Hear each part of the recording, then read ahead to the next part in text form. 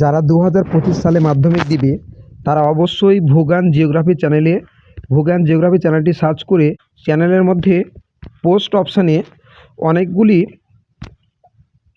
অনেকগুলি গুরুত্বপূর্ণ এমসিকিউ দেওয়া রয়েছে, অনেকগুলি গুরুত্বপূর্ণ পয়েন্ট রয়েছে।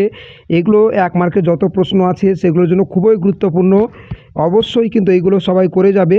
এখানে অনেক প্রশ্ন রয়েছে যেগুলো প্রশ্ন রয়েছে সবটাই কিন্তু গুরুত্বপূর্ণ। যেমন বায়ুমণ্ডলের কোন স্তরকে ক্ষুব্ধমণ্ডল বলা হয়।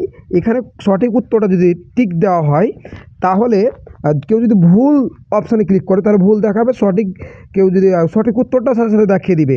এবং যদি সে সঠিক দেয় কেন সেটা সঠিক, এবং ভুল অপশানে ক্লিক করলে কেন ভুল সেটা কিন্তু ব্যাখ্যাতে পাওয়া যাবে। যেমন বায়ুমণ্ডলের কোন স্তরকে ক্ষুব্ধমণ্ডল বলা হয়, ক্ষুব্ধমণ্ডল বলা হয় ট্রপোস্ফিয়ারকে। যদি ট্রপোস্ফিয়ার যদি আমি টিক দিই তাহলে সেটা টিক আসবে, ট্রপোস্ফিয়ারকে ক্ষুব্ধমণ্ডল বলা হয় এবং স্ট্র্যাটোস্ফিয়ারকে শান্তমণ্ডল বলা হয়।